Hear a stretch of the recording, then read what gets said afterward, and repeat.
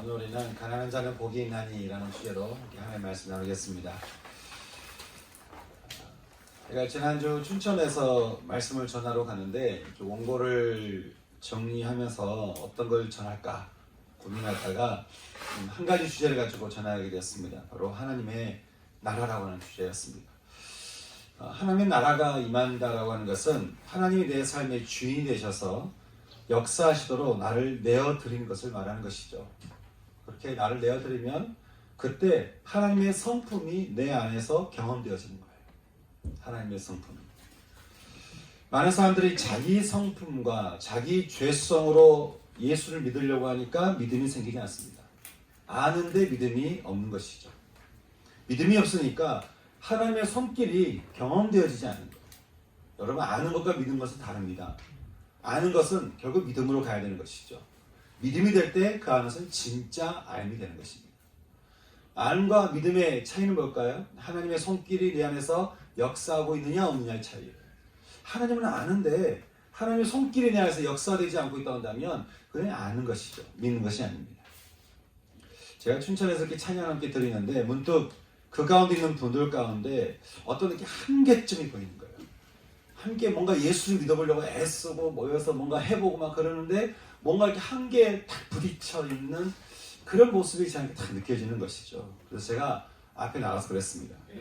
우리 인생의 한계점을 넘어서서 우리의 삶을 완전하게 새롭게 전복시키는 하나님이 계시는데 그분이 바로 우리의 창조주 하나님이라는 거예요. 태양을 말씀으로 창조하신 하나님께서 지금 여러분 삶 가운데 임하시면 여러분이 그분을 나의 주인으로 영접하고 내 안에서 마음껏 말씀하시도록 나를 내어드리면 어떤 일들이 일어나겠냐는 거예요. 도저히 넘을 수가 없고 바꿀 수 없다고 믿었던 그 한계점들이 무너지는 것을 우리가 보지 않겠냐고. 나는 이게 안 되고 내가 바꿀 수가 없고 그렇게 내가 한계점으로 정해졌던 그 선들이 무너지는 것을 볼 수 있지 않겠냐고. 그러면서 하나님께서 우리에게 주시는 완전한 새로운 길을 우리가 보고 걸을 수 있지 않겠냐고 하는 거지. 우리는 지난 시간에 주님이 하나님 나라를 선포할 때 놀라운 일들이 일어나는 것을 함께 봤습니다. 주님 말씀의 권위 앞에서 귀신들이 도망가고 베드로 장모의 그 몸에 베개 있던 열병이 떠나가고 온갖 병이 걸린 사람들이 그 병에서 자유케 되는 일들이 일어나는 것이죠. 여러분, 하나님께서요 인간의 몸으로 오셔서 굳이 이 천국을 안 보여주셔도 되잖아요. 꼭 그렇게 보여줘야 됩니까? 근데 하나님이 굳이 이 땅에 오셔서 마치 샘플을 보여주듯이 우리에게 굳이 하나님의 이 나라, 이 천국을 우리에게 보여주신 이유가 뭐겠습니까? 우리는 성경을 보면 하나님께 이렇게 하셨다, 놀라운 주님이니까, 예수님이니까 이런 기적이 일어났겠지. 아니에요. 주님이 굳이 그것을 우리에게 보여주신 이유가 있는 거예요. 이걸 통해서 일어나게 된 하나님의 나라를 굳이 우리에게 예시로 샘플로 보여주신 그 이유가 여러분 뭐겠습니까? 누구든지 예수님을 영접함으로 믿기만 하면 바로 이런 일들이 우리 모두에게 일어나는 일이기 때문에 그렇다는 거예요. 주님이 요한복음 14장 12절에서 말씀하신 것 같이 나를 믿는 자는 내가 하는 일을 그도 할 것이요 또한 그보다 큰 일도 하게 될 것이다. 그렇게 우리에게 말씀해주고 있습니다. 그 이상의 일들이 우리 안에서 일어날 수 있고 또 일어나기를 원하시는 주님의 마음이 있는 것이죠. 여러분, 이것이 바로 우리가 주님을 믿는 믿음의 증거인 것입니다.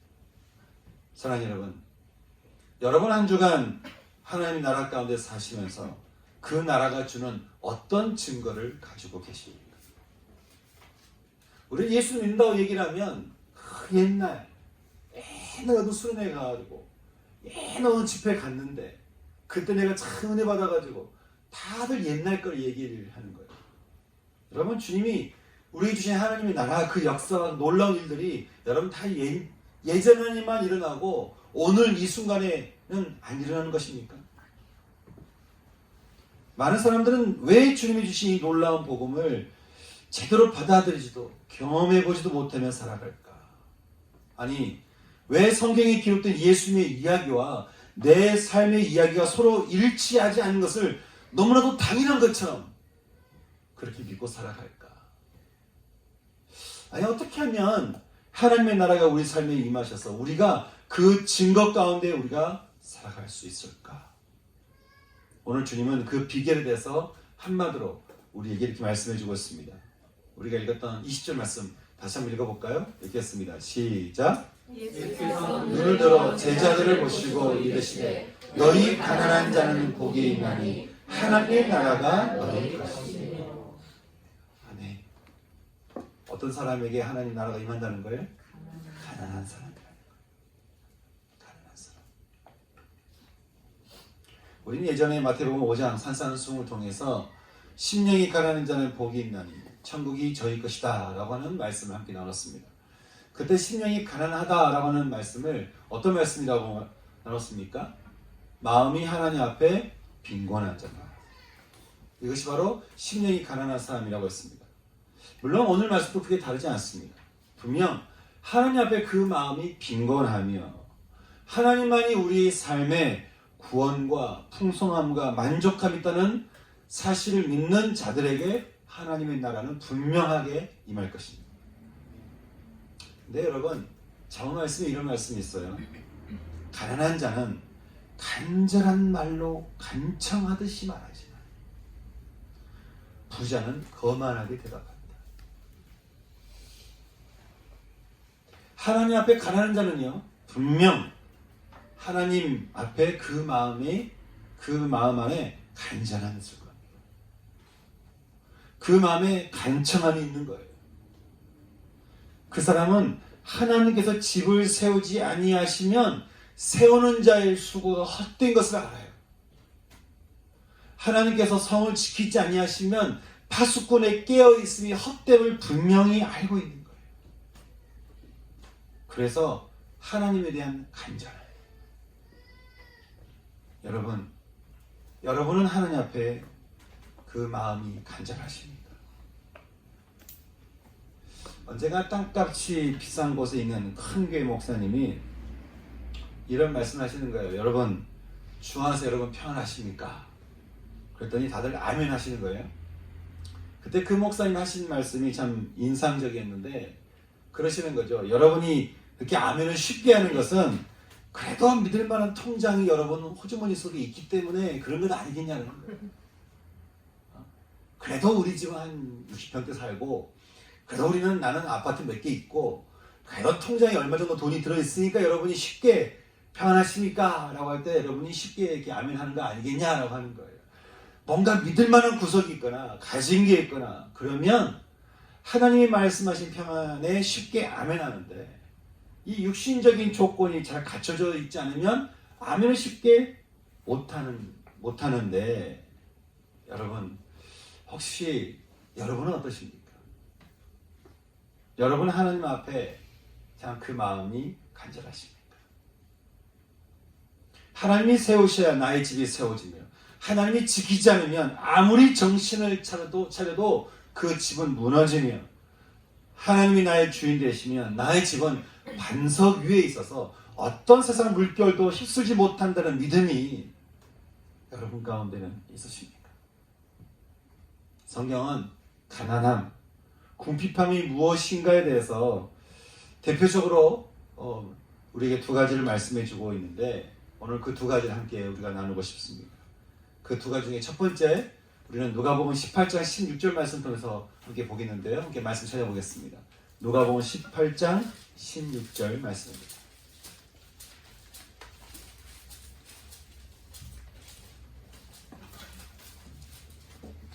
누가복음 18장 16절 말씀입니다. 함께 읽어볼까요? 자, 시작. 예수께서 그 어린아이들을 불러 가까이 하시고 이르시되 어린아이들이 내게 오는 것을 용납하고 금하지 말라. 하나님의 나라가 이런 자의 것이니라. 아멘. 주님은 하나님의 나라가 임하게 되면 가난한 자는 어떤 사람인가? 바로 어린아이 같은 사람이라고 우리에게 말씀해주고 있습니다. 가난한 자가 어떤 사람인가? 어린아이와 같은 사람입니다. 예수님의 소문이 온 유대와 사마리아에 퍼져갈 무렵 사람들은 점점 예수님을 만나려고 몰려들기 시작했습니다. 소위 예수님이 VIP가 된 겁니다. 그러니 제자들 역시 그 VIP 옆에 있으니까 아무나 만나게 할 수 없게 했고, 사람들이 예수님께서 아이들을 좀 만져주시기를 원하면서 애들 데리고 오니까 그 사람들이 이렇게 꾸짖기 시작했습니다. 그래서 주님이 뭐라고 말씀하십니까? 아이들이 온 것을 막지 마라. 하나님의 나라가 바로 이런 자의 것이다. 그렇게 말씀하는 것이죠. 그러면서 17절 말씀 이렇게 말씀하시는데 함께 읽어볼까요? 시작. 내가 진실로 너희에게 이르노니 누구든지 하나님의 나라를 어린아이와 같이 받아들이지 않는 자는 결단코 거기 들어가지 못하리라 하시니라. 아멘. 하나님의 나라를 어린아이처럼 받아들이지 못하는 자는 결단코 그 나라가 임하지도, 그 나라에 들어가지도 못한다. 제가 이 말씀을 너무 딱 맞게, 탁 떨어지게 제가 이해했던 때가 있었습니다. 제가 울산에 복음을 전도하러 간 적이 있었는데요. 울산에 있는 어느 바닷가, 어딘지 모르겠어요. 그냥 하여간 어느 바닷가였어요. 거기 그 바닷가에서 복음을 전하고 있는데 한 아이를 이렇게 만나게 됐어요. 그래서 그 아이에게 예수님이란 분이야. 너가 예수를 만나면 이렇게 될 수 있어. 예수님 너에게 이런 분이 이렇게 말씀을 전했어요. 그 아이가 한 2학년, 3학년 정도 된 것 같아요. 근데 제가 그 아이에게 계속 예수님에 대한 이야기를 듣는데 이 아이가 그 얘기를 너무 잘 듣는 거예요. 여러분, 말씀을 너무 잘 듣잖아요. 그러면 말씀을 전하니까 신나게 돼 있어요. 근데 말씀 너무 잘 듣는 거예요. 너무 잘 들으니까 제가 이런 얘기도 해주고 저런 얘기도 해주는데 더 기가 막힌 얘기를 저한테 하는데 제가 뒤통수를 콱 맞은 것처럼 입이 쩍 벌어져 가만히 있었어요. 제가 이야기를 아주 끝나지 않았어요. 막 예수님 이런저런 이야기를 하고 있는데 이 아이가 나를 딱 보면서 하는 말. 그 예수님 믿어야 되겠네요. 그런 말 저한테. 예수님 믿어야 된다. 뭐 예수님 믿어야 구원받는 이런 얘기도 안 했어요. 제가. 그냥 예수님만 이야기하고 있는데 그 아이가 한참 얘기 듣더니 하는 얘기가 예수님 믿어야 되겠네요. 그러는 거예요. 근데 그 눈빛이 진짜였어요. 근데 또 제가 또 울산 어디선가 또 복음을 전하는데 나이 드신 분이셨어요. 그분이 복음을 전하는데 그분이 저한테 그러는 거예요. 예수 믿어서 이렇게 조천하니까 내가 교회도 다녀보고 교회에서 회장도 해보고 내가 다 해봤다는 거예요. 성경 공부도 해보고 참여도 해보고 내가 이것저것 다 경험해봤다는 거예요. 그냥 다 아니까 가라는 거예요. 제가 또 할 말을 잃었어요. 다 안다는데 제가 무슨 말을 하겠어요. 그때 제가 나이가 20살이었고 그분 나이가 좋기보다 한 40대 가까이 되시는 분인데 진짜 나보다 많이 알고 많이 경험했겠죠. 진짜 많이 경험한 것 같으니까 제가 할 말이 없었어. 다 해봤다고 하는데 근데 이 사람은 분명 믿는 사람은 아닌 거예요. 여러 교회에서 제가 사역하면서요, 제가 참 이런 분들을 많이 봤습니다. 분명 다 해봤고 할 줄도 알고 교회 문화도 잘 아는데 믿는 사람은 아닌 거예요. 여러분, 이거야말로 속상한 일 아니겠습니까? 다 아는데 믿는 사람이 아니에요.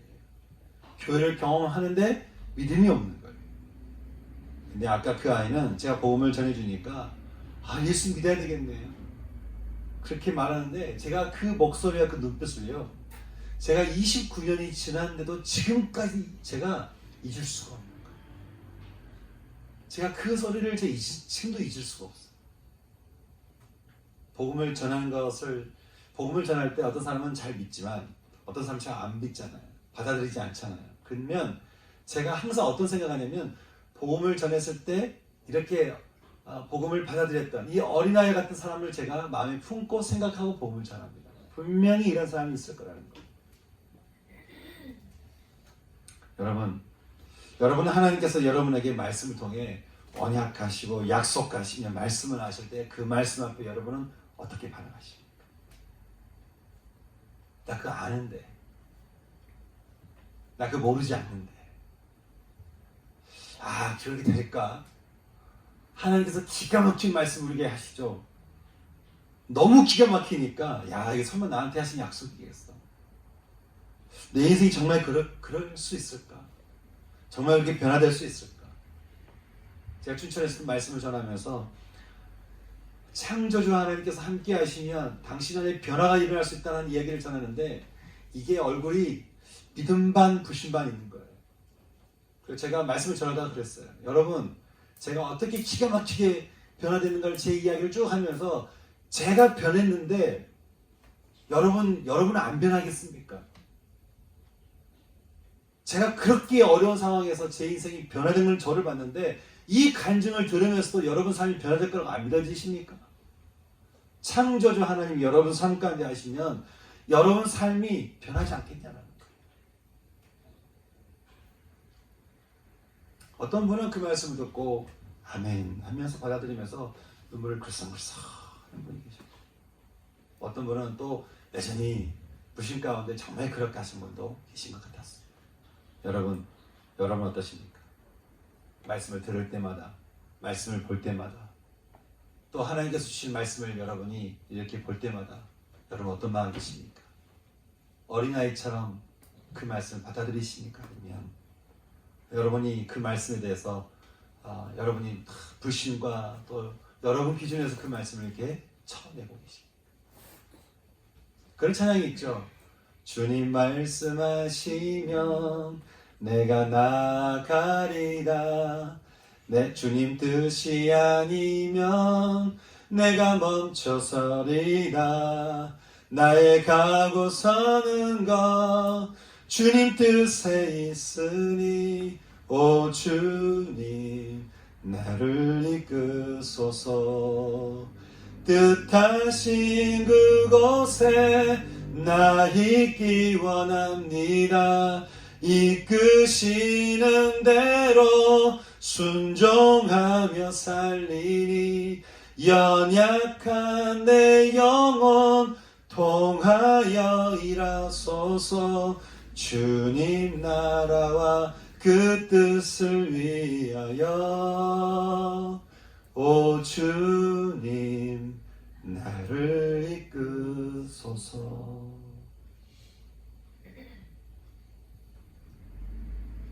우리 안에 내 생각과 내 마음의 주장이 너무 강하면 제가 보니까요 이게 나이가 들면 들수록 더 그런 것 같아요. 그러면 꼰대가 되겠죠? 내 것이 강하면 주님이 말씀하시면 나가고 멈추는 것이 어려워집니다. 내 불신이 강하면 그걸 내버려두면 주님 말씀하신 대로 살아가기가 어려운 것이죠. 그러니 그 사람에게 하나님의 나라가 어떻게 임하겠습니까? 누가복음 18장 뒤에는요 우리가 너무나 또 잘 알고 있는 부자 청년 이야기가 등장합니다. 그가 주님을 찾아와서 이렇게 말하죠. 주님, 저는 어렸을 때부터 모든 계명을 다 지켰습니다. 제가 이제 뭘 하면 제가 영생을 얻을 수 있을까요? 그래서 주님이 이렇게 말씀합니다. 얘게 아직도 한 가지 부족한 것이 있는데 그것은 얘게 있는 것을 다 팔아서 가난한 자들에게 나눠주고 나를 따르라는 거예요. 여러분, 얘게 있는 것을 다 팔아서 가난한 자들에게 다 나눠주면 그 사람 어떻게 되는 거예요? 가난하게 되는 거 아니에요? 있는 것 다 팔아서 나눠줘 버렸으니까. 근데 주님이 그 부자에게 이렇게 말씀하실 이유가 뭐겠습니까? 그는 자기 힘으로 이렇게 되려고 애를 썼지만 한 가지 그가 그 손에 꼭 붙들고 있는 그가 의지하고 있는 것이 한 가지 있었다 한다면 그것은 바로 재물이었다. 재물의 마음을 빼앗겼던 청년에게 주님이 마태복음 표현으로는 너가 바로 그것 때문에 네가 온전하지 못하니 어떻게 해요? 재물을 다 팔아서 나눠주고 나를 따르라는 거예요. 그래서 부자 청년이 어떻게 했을까요? 23절에 그 사람이 큰 부자이므로 이 말씀을 듣고 심히 근심하더라. 심히 근심하더라. 주님이 그렇게 말씀하셨죠.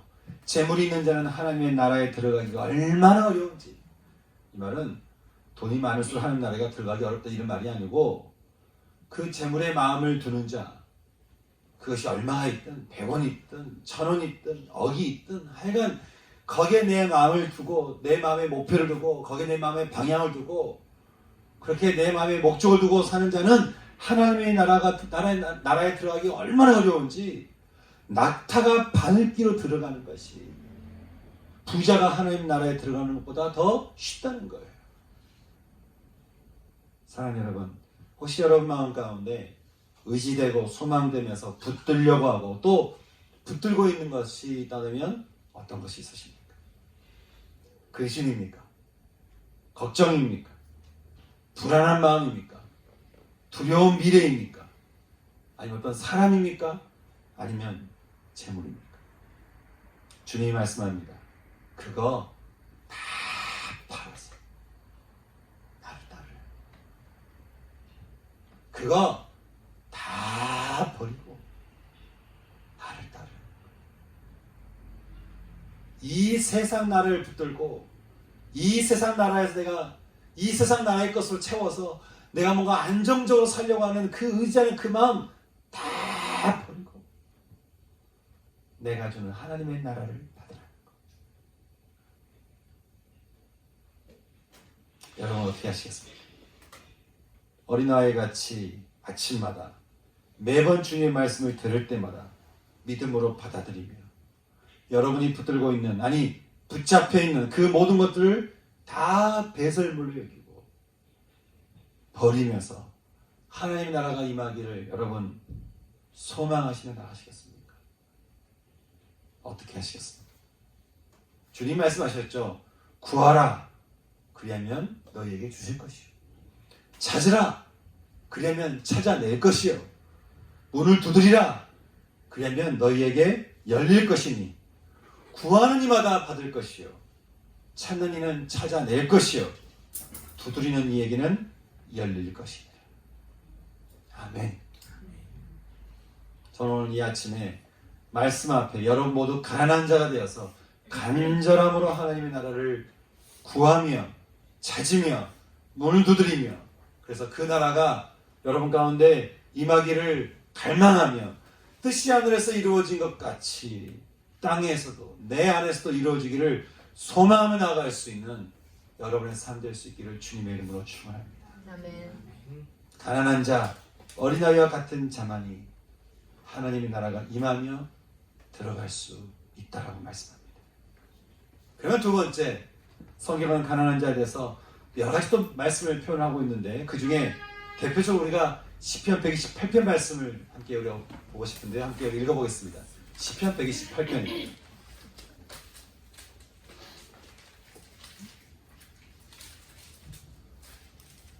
시편 128편 말씀.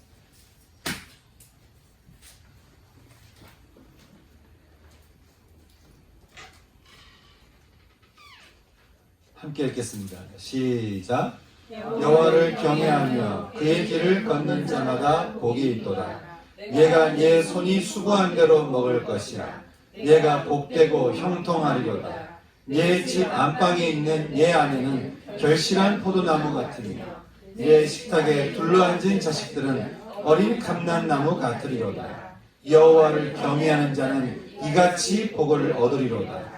여호와께서 시온에서 내게 복을 주실지어다. 너는 평생의 예루살렘의 번영을 보며 내 자신의 자식을 볼지어다. 이스라엘에게 평강이 있을지어다. 아멘.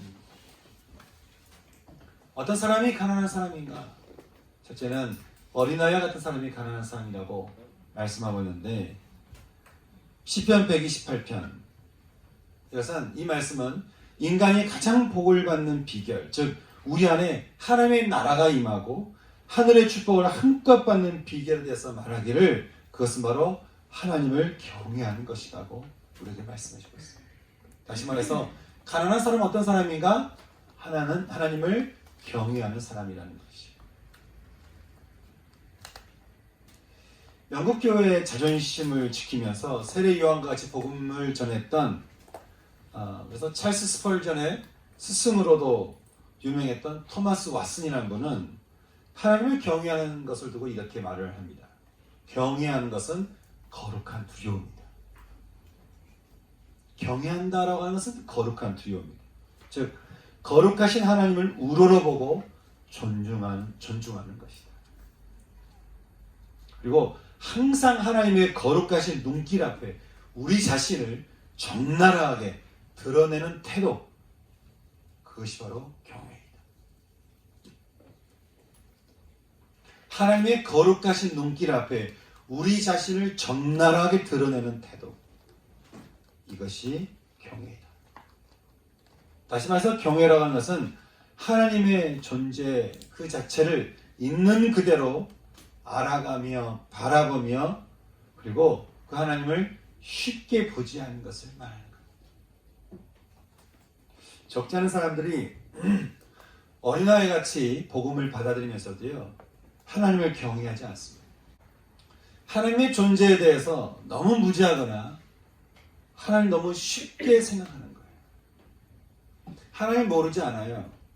하나님 말씀 은혜도 받아요. 하나님 말씀하시면 그 말씀을 어린아이처럼 받아들이면서 기뻐하기도 하고 즐거워하기도 하고 은혜를 받기도 하고 변화도 경험해요. 그런데 그 하나님을 너무 쉽게 생각합니다. 하나님이 우리에게 주신 구원과 은혜가 쉬우니까 하나님도 쉬워 보이는 거예요. 그러니 말씀을 따라 사는 것보다 내 마음대로 사는 것에 거리낌이 없고, 말씀을 따라 가는 것보다 내 감정대로, 내 죄된 마음대로, 심지어는 그게 죄인지 모르지 않으면서도 그 길을 가는 것에 어려움이 없어요. 은혜를 받으면서 은혜를 주신 하나님에 대해서 쉽게 여기는 거예요. 여러분, 하나님의 구원이 얼마나 위대하면 온 인류를 그 죄로 인한 불안과 두려움에서 자유케 합니까? 하나님의 권능이 얼마나 놀라우면 우리를 붙들고 있는 한 사람뿐만 아니라 온 인류를 붙들고 있는 그 귀신을 하나님이 떨치시겠냐라고 하는 거예요. 여러분 하나님이 쉬워 보이십니까? 하나님이 주시는 구원과 은혜가 쉬우니까 그 주신 분도 쉬워 보이십니다. 은혜도 쉽게 받고 죄도 쉽게 짓고, 은혜를 감사히 받으면서도 죄도 아주 기꺼이 죄를 짓는, 거기 전혀 영적인 양심이 없는. 여러분, 이래봬도요, 우리 하나님은 온 우주를 말씀하신 창조주 하나님이십니다. 인간의 지혜로는 도저히 상상할 수 없는 가장 놀랍고 위대한 창조주 하나님은 우리 모두에게 구원을 주시기 위해서 십자가에서 죽으실 만큼 쉬운 분이 아닌 거예요. 그분의 구원은 쉽지 않았습니다.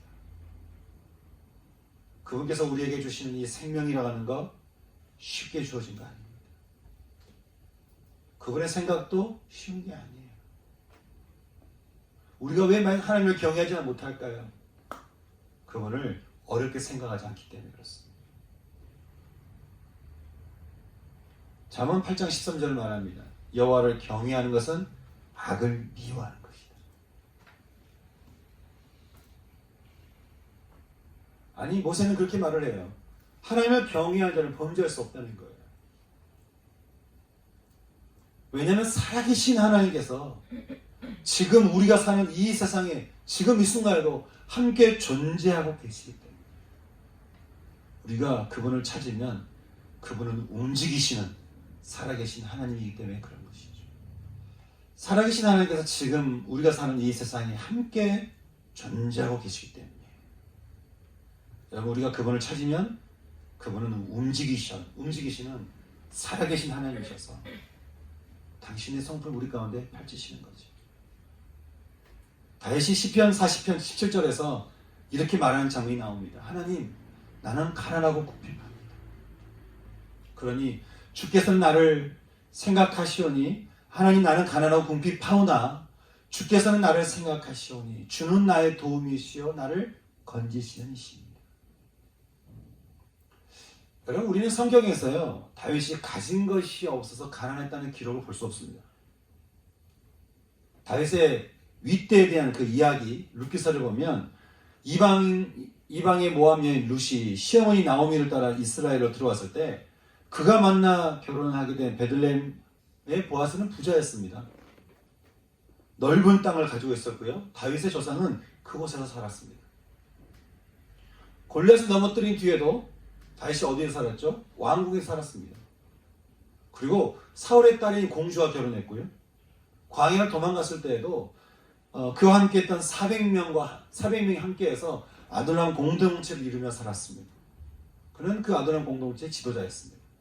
그리고 헤브론에서 7년, 그리고 예루살렘에서 33년 동안 왕으로 살면서 생을 마감했던 다윗이었습니다. 그랬더니 그가 어떻게 고백하는 거예요? 하나님, 나는 가난하고 궁핍합니다. 나는 가난하고 궁핍합니다. 다윗이 이렇게 고백할 수 있었던 것은요, 시편 25편 14절 말씀 때문입니다. 여호와의 친밀하심이 그를 경외하는 자들에게 있으며, 하나님의 친밀하심이 하나님을 경외하는 자들에게 있으며, 하나님은 그의 언약을 그들에게 보이시리라. 다윗은 몇 사건을 제외하고는 살아계신 하나님의 존재를 인지하며 살았습니다. 그는 광야에 있든 궁에 있든 어디에 있든 산에 있든 바다에 있든 강가에 있든 그는 그곳에 살아계신 하나님이 그곳 가운데 함께 계심을 그는 분명히 믿었습니다. 그리고 그 하나님을 두려워했습니다.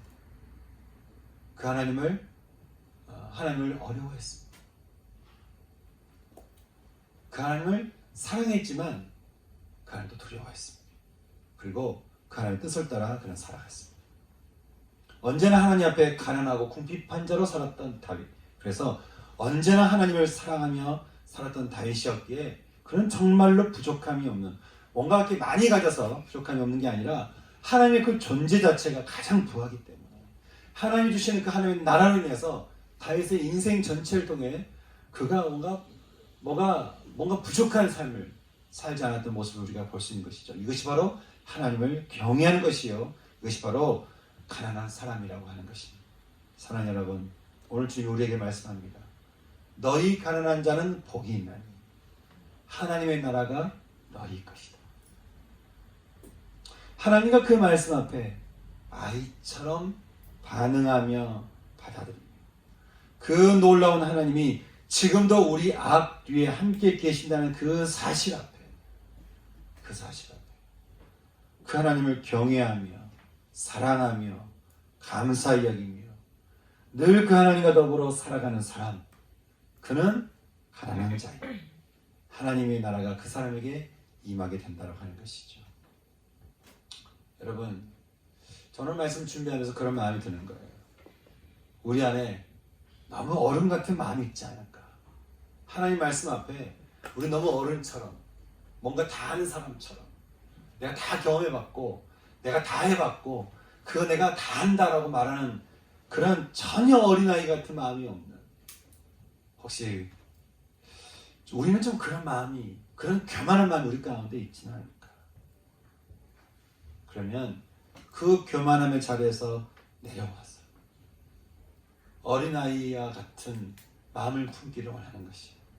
그리고 하나님을 안다고 말하면서 하나님의 존재를 무시하거나 그걸 너무 쉽게 여기는 어리석은 자의 모습이 우리 가운데 있지는 않는가. 그렇다면 그 자리에 내려와서 다시 하나님을 경외하는 자로, 가난함으로 우리 하나님을 바라보며 받아들이며 믿으며 신뢰하며 나갈 수 있는 저와 여러분이 될 수 있기를 소망하는 것이에요. 사랑하는 여러분, 하나님 나라가 우리 안에 충만히 마시고 우리 가난함의 자리로 내려가십시다.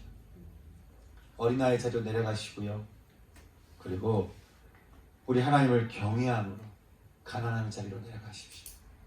그동안 하나님을 가볍게 여기고 하나님을 쉽게 여기면서 하나님을 전혀 두려워하지 않았던, 오히려 사람을 두려워하고 오히려 문제를 두려워하고 오히려 뭔가 없음을 두려워하고, 그렇게 하나님을 경외하는 것이 아니라 돈을 경외하고 사람을 경외하고 어떤 직분을 경외하고, 혹시 그런 마음이 우리 가운데 있다고 한다면 여러분, 주님 앞에 마음을 돌이켜 회개하며 나가십시오.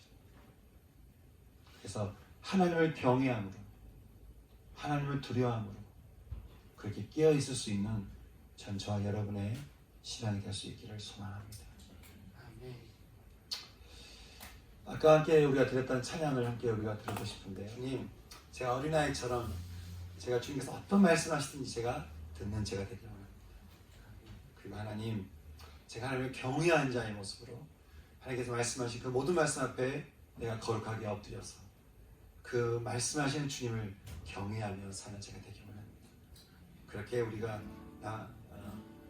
함께 나아갈 수 있는 시간 됐으면 좋겠습니다. 함께 찬양 들으면서 우리가 그런 마음으로 함께 찬양 나아갈까요? 주님 말씀하시면 내가 나아가리라.